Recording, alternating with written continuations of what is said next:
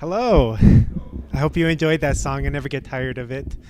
Um, we have a couple music ministry initiatives that are in the works, and I'm really excited about. I don't know how long it's going to take, maybe 6 months or a year or whatever, but to really create a really quality music experience, kind of like that, be so much fun. I would really love it so much. Anyway, lots of things in the works. Lots of things. So, today I'm going to be talking about vision and purpose. I think that I wanted to talk about this because, we're coming to the end of the year very quickly. And it's been a very interesting year. I think that I could fairly say that. It's been a chaotic year. And I think that from time to time, it's good to go back to fundamentals and remind ourselves about why we do what we do. This question of why, it's a topic that I like to talk about a lot. If you've heard my messages over the years, this is one of my personal favorites because it means so much to me. And my wife can attest that there are times where if I get discouraged, or if I lose motivation, I lose sight of why we do what we do as pastors, or why I exist as a human being, I get very discouraged very easily. And, you'll find me just kind of like wandering around aimlessly for a while. If you see me walking around the church randomly for no reason, that might be what's going on. But it's I realize that for some people, there's, you can live your life relatively consistently, even if you're not really sure why you're doing what you're doing. You just kind of go through life and you do the things that you have to do.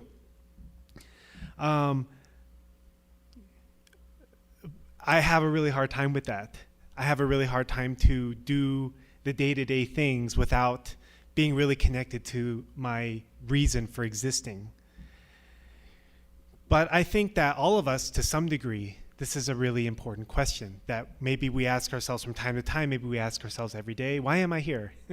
Why get up in the morning? Why am I working? Why do I work so hard in my job? Why do I work so hard to become a better person? Why do I invest myself into whatever, you're investing yourself into? Why make so much effort to try to be a good dad? Why try to make so much effort to be a good husband or a good wife or a good mother or a person that lives for others, a person that puts others' needs before your own? Because actually doing all these things takes a lot of effort. Why? Why go through the effort? It reminds me of a part from the Bible, from Proverbs, that you've probably heard before. It's from Proverbs. Where there is no vision, the people perish. Actually, if you are ever interested in finding a bunch of tidbits of wisdom, Proverbs is really great. Lots of really great, just little snippets of wisdom. But it's kind of interesting. I've heard this verse many times, and I've kind of thought, well, it's kind of vague. They say the people perish. I mean, I guess you could kind of guess what that's talking about. But I was interested in digging into a little bit more, and there's a different translation of this verse that I found to be kind of enlightening. It says, where there is no revelation, the people cast off restraint, but blessed is he who keeps the law. So, as you know, religious teaching encourages people to restrain ourselves from just following our emotions and just following our bodily desires. Just do whatever we feel like doing and have a higher mind. Strive to put God at the center of our lives. Strive to discover God more meaningfully and more deeply. Have a real relationship with God. And also to seek truth in our lives. This is what religion does. It encourages us to do that, and it discourages us from just focusing on the here and the now and what I feel like doing or what I don't feel like doing. But it's not easy to live that way, to be honest. honestly easier to live day to day, to not be accountable to or responsible for others in our lives. It's honestly easier just to do whatever we feel like doing and to not do whatever we don't feel like doing. Oh, I don't feel like going to church today. I'm just not going to go. I don't feel like making dinner today. I'm just not going to make dinner. I just do whatever I feel like doing, or do not do whatever I don't feel like doing. If we lived our life according to that principle, and we just did what we felt like doing and we didn't do what we didn't feel like doing, then I think that we would end up in a very interesting and unfortunate place in our life. But this quote, this verse, the way it talks, it says, where there is no revelation, so where there is no vision, where there is no higher purpose or higher understanding, the people cast off restraint. But blessed is he who keeps the law. So there's a connection between how we live our life and what our vision is for our life. Obviously, but I think that sometimes we don't always make that connection. And I think specifically in this point about casting off restraint, because many times the things that are most worthwhile doing in our life are the things that take a certain level of investment. They're things that take a certain amount of sacrifice. They're things that aren't always easy to do. And many times there's a cost. So why bother? Why bother to live that kind of life? Why bother to restrain ourselves and, not do the things that maybe we feel like doing, like eating junk food or sleeping in every morning, when we could just do those things? Why? Why not? Without the vision, we just deny ourselves without looking forward to something in the future.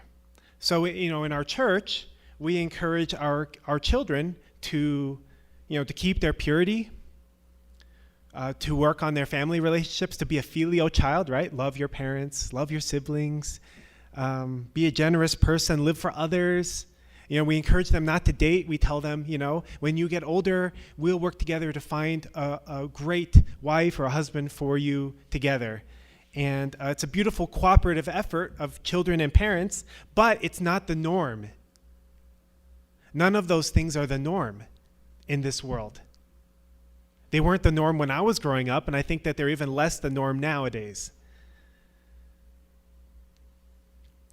And when our kids are growing up and they're going through their teenage years or whatever, and we tell them, keep your purity, keep your innocence, don't give in to these temptations and things everyone else is doing.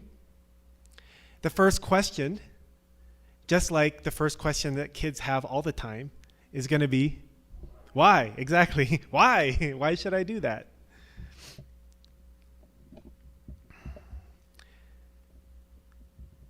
They're not easy things that we're asking our kids to do. And honestly, even living that life ourselves is not an easy thing to do as adults. There's so much temptation, and it's just not what this world encourages us to live that way right now. And I think it's really hard without a clear vision, a clear why, a clear understanding as to, what is it.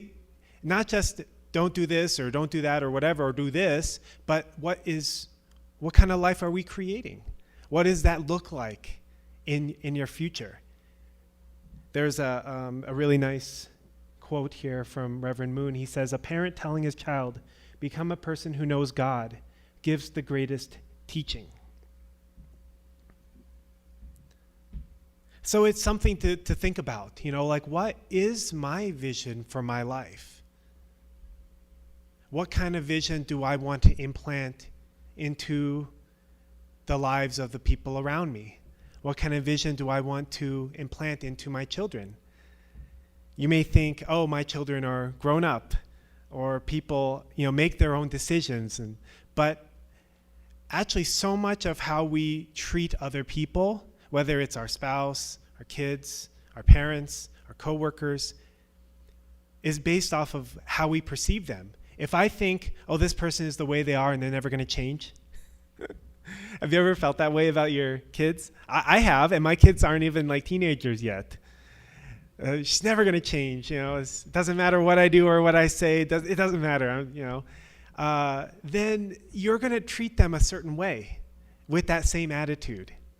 And it's going to reinforce the current thinking that you have. But if we change our mindset and we have a vision, oh, my child is going to be a great person for God. Maybe they don't look like they're going to be at this point in their life, but to even have that hope for them despite the current situation. Isn't that what God has to do with us all the time? I think that just like how we often will look at ourselves and we will judge ourselves very harshly, and we will tell ourselves, and maybe not all of you have done this, but I have gone to this place where you just like, I'm never going to amount to anything. I'm a nobody, whatever. How can God love me? Or, how can I do anything meaningful in my life? God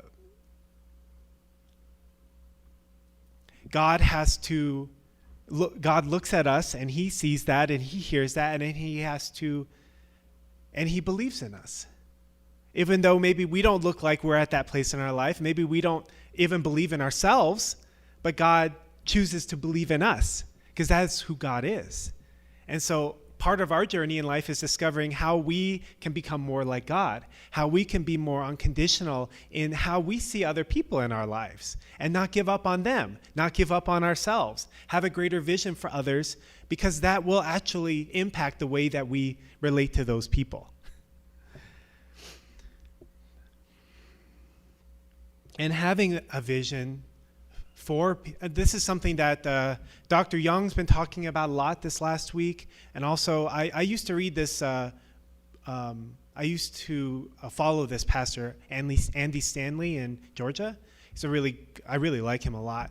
And he would talk about in his book on visioneering about how, when his kids were young and he was putting them to bed, he would encourage them and tell them, you are going to be a great person for God.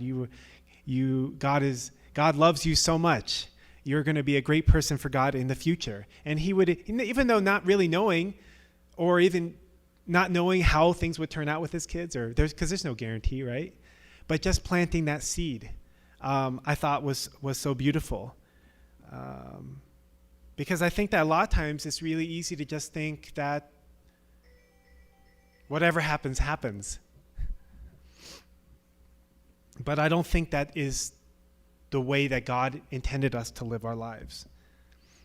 And this coming year, we don't know what that's going to look like. Adonia and I were just talking this morning. There was some radio thing about how Denver is going to go to this code purple or whatever. And, we may not be able to have church soon. I don't know. It's like every week it changes, and we have no idea what's going to happen. We don't know what the new year is going to look like. To some degree, things are kind of out of our control. And so it may seem kind of pointless, to try to have a vision for my life or to make plans for the coming year. But I think that it's important, even if we don't know what's going to happen and we don't have control over all things, that we at least have a clear idea of and a vision for what kind of person do I want to be? Because that can't be affected by your circumstances. What kind of family do I want to have? And I think that at the very least, if we can keep that focus, then it helps prevent us from falling into the trap of a routine and kind of a pointless lifestyle.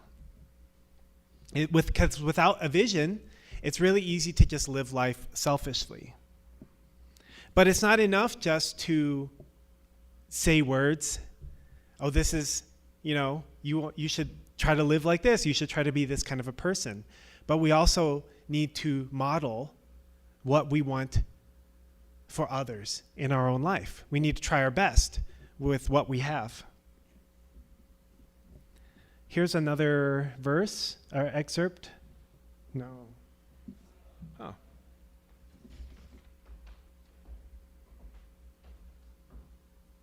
There it is. Reverend Moon said, what is the philosophy that will be the core of history, the core of the age, and the core of the future?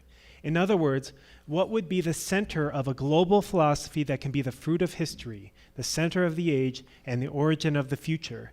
This is a true man and a true woman. Then what would be a true man and woman's vision for daily life? It is to live meaningfully for the sake of the world.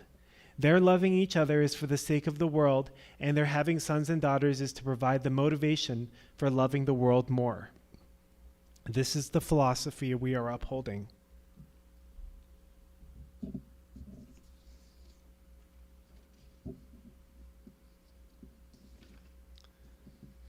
So, the reality is that sometimes things don't go as planned. Maybe we have a vision or we have some idea of the way we want our life to look, but despite our best intentions and our best efforts and our hopes, things don't happen the way we wish they did. So what do we do in that kind of a situation where the reason for living, our why, is gone, is lost? Well, I think that there's all kinds of things to say about that, because it's not really simple. And I know many people who struggle with this question so much. Hi, Marina. But at some point, we have to rediscover purpose. We have to rediscover our why. Or find a new one. Because that's a part of the way God intends us to live our life. We call it co-creatorship. Discovering what it is that I can do meaningfully in my life. Maybe that looks a little bit different than 20 years ago or 30 years ago or whatever.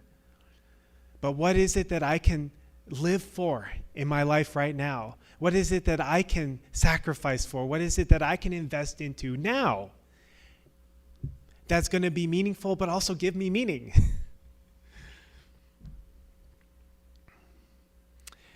Just like I remember I gave a sermon on this a few years ago, and I talked about Moses and how the story of Moses is, like, in my mind, one of the greatest stories in the Bible, because it shows how God has a plan and he sticks to the plan. But we kind of we are always, based on our decisions and what we do, whether we unite with God or don't, whatever, we kind of shape what that's going to look like. Whether that's like going from point A to point B, or whether it's like the Israelites going from point A to point B in the course of 40 years, it kind of comes down to us. But God has always had to go from plan A to plan B to plan C to plan D to plan F to plan H or whatever, because nothing has ever really turned out even the way God intended it to. Even Almighty God, all knowing, all loving, all powerful God can't make us do anything. He can't force things to go the way he would want them to go. So we're kind of all in the same boat at the end of the day, even God. There's this excerpt from the Divine Principle. It says, God determined when he created human beings that they accomplish the purpose of creation. When God cannot fulfill his will due to the fall, he determined to fulfill his will once more through the providence of restoration, and since then has worked to accomplish it. Now, this point in particular I felt was interesting. It talks about his will, a couple times there. Even God is working to fulfill the vision that he has for his reality. Why did God create human beings? Why did God create all of this? Because he wanted to live and experience joy and fulfillment and love with beings that could understand and relate to him as equals. He wanted us to become like him. He could have a real relationship with something, somebody, not just himself and nothing. So in order for God to even fulfill his own vision for his, it's weird to say life, but I don't know what else to say, existence. God went from plan A to plan B to plan C, never giving up, never changing his end goal for human beings. Because ultimately, us fulfilling our purpose and experiencing and realizing our purpose and fulfillment and joy and becoming mature like God's children is God fulfilling his vision for his own existence.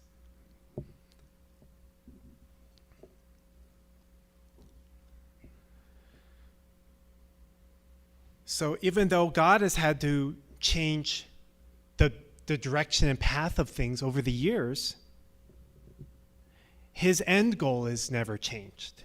His end goal for us, his children, and for this world, that we will someday fulfill the vision that for which he created us, is never going to change.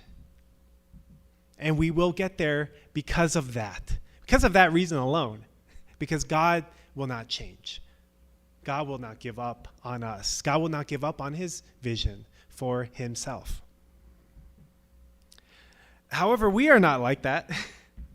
As much as we want to be and try to be, we often lose sight of our purpose and our vision for our lives, or we just get discouraged.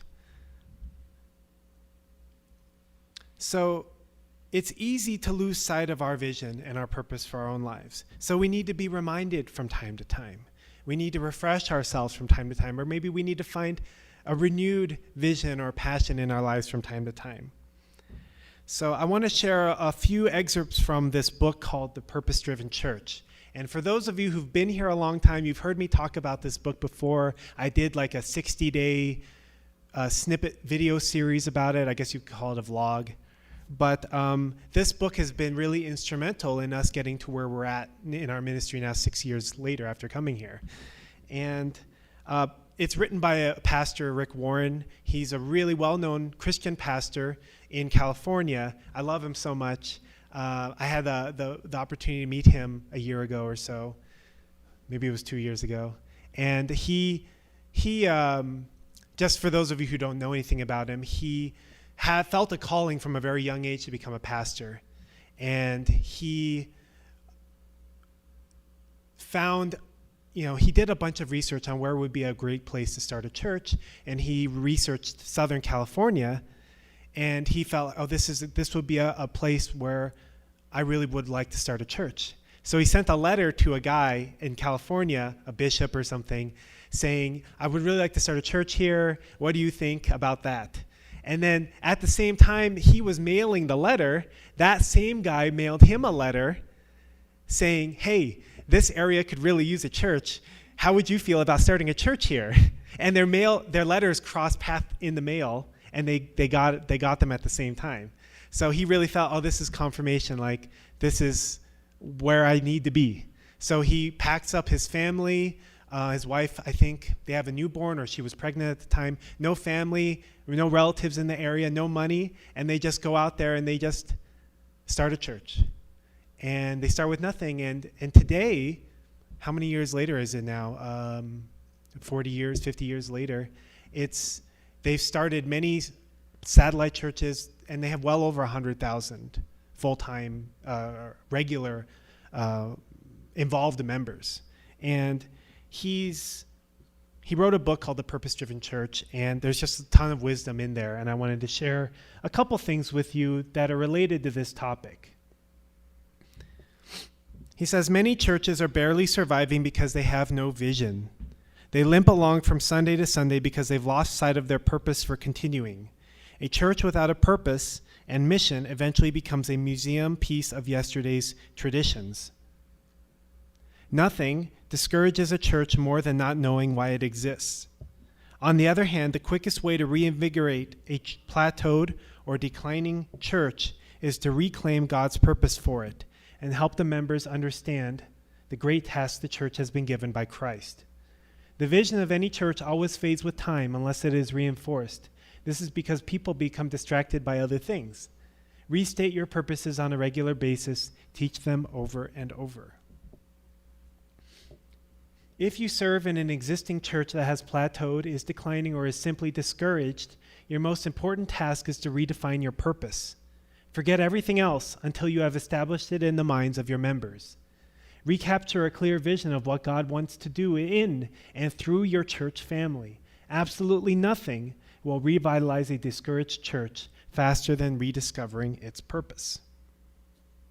And lastly, growing healthy churches have a clear-cut identity. They understand their reason for being. They are precise in their purpose. They know exactly what God has called them to do.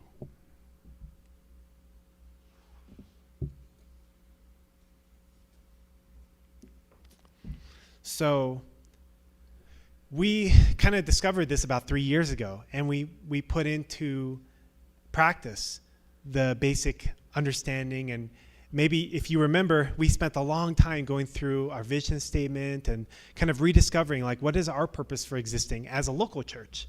Now, as the Unification Church, as an international movement and faith, there is a broad purpose.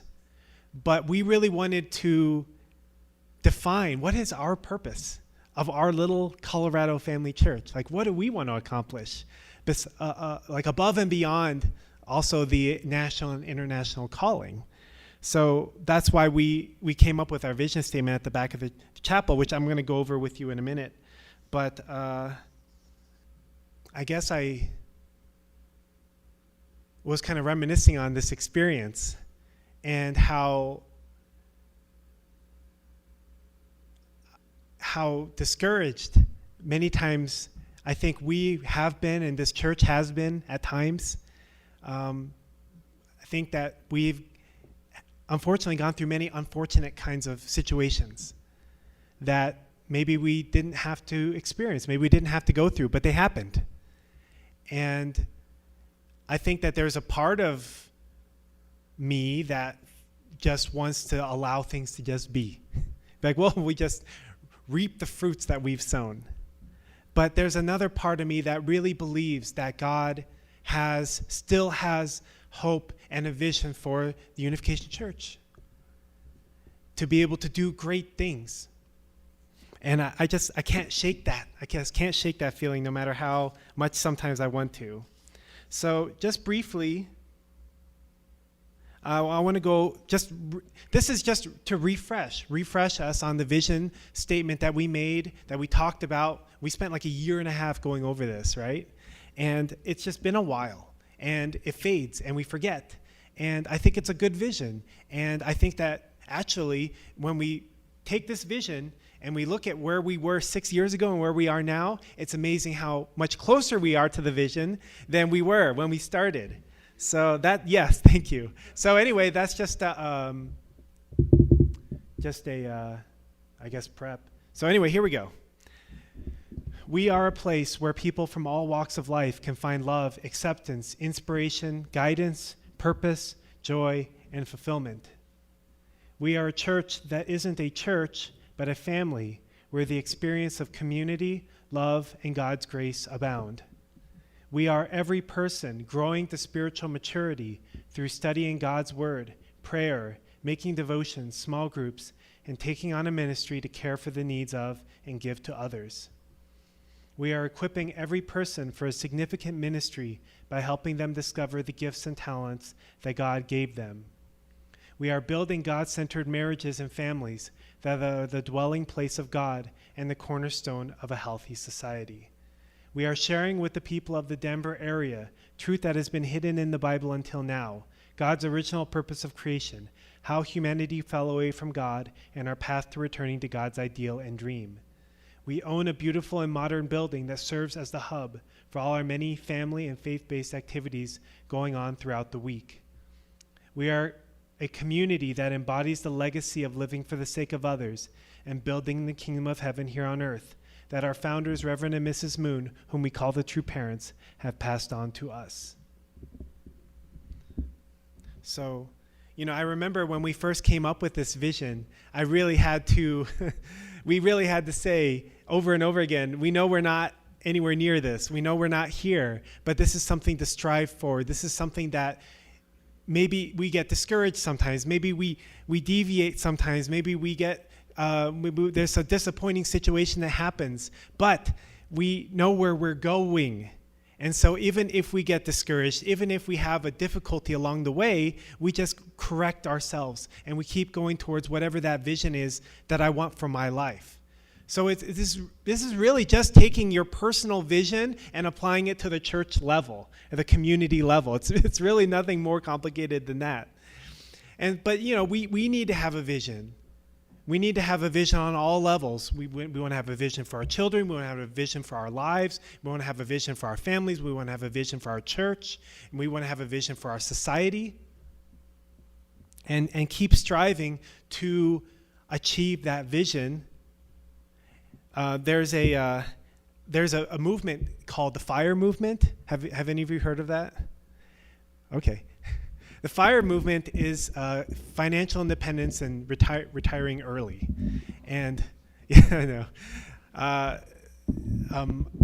It's very popular amongst younger people, as you can imagine. And the idea behind that is that you try to find a good paying job and you save as much money as possible, and you lower your expenses as much as possible, so that at the very least you're investing at 50% of your income into retirement. And the idea behind that is that as early as possible, whether it's 30 years old or 40 years old or 50 years old, you have as much money set aside as is necessary that you could quit your job. You could keep working if you wanted to, but you don't have to. But you have the independence or freedom to be able to make that choice and to do whatever you want to do. And I find the interesting thing about that, although I can't really relate to it myself personally because I have very different priorities in my life, I love it because it follows the same principle of having a vision and making, and recognizing that having that vision, having this vision to be able to be financially independent, to retire early, to have a choice to be able to do whatever I want in my life at a young age, gives me the strength to make the sacrifices now to be able to have that life. And it's not easy to actually, I don't think that for anybody, to be able to take 50% of your income and to put it away and to not spend that money when you could. You could spend that money. You could go on more vacations. You could have more nice things. You could have fancier food. You could live your life on your terms right now. But having that vision for the future gives you the strength to sacrifice now for what you want later on. And that's the power of having a vision.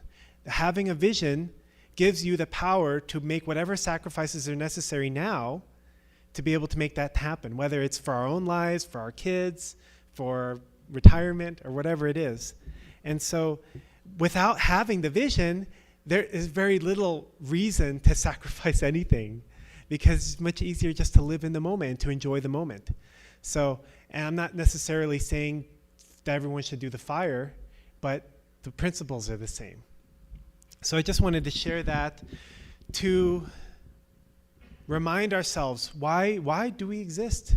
Why come to church?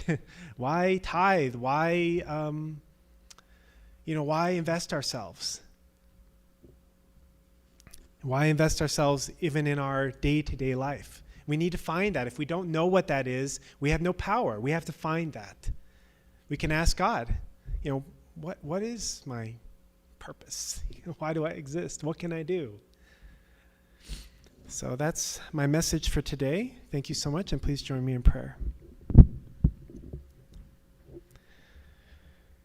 Good morning, Heavenly Parent. I'm so grateful for everybody that has come to experience our service together this morning. So grateful for our community, for our family, for your presence in our lives. And even though we've created this vision for our community, I invite you to change it. I invite you to intervene. Please guide our community. Please guide each and every one of our families so that we can fulfill your hope for this community and for each and every one of our lives, honestly. We are, all at different places. Maybe some of us really know clearly what we're doing. And maybe some of us are searching. or some of us are discouraged. I pray for your presence in each and every one of our lives. Please guide us sincerely.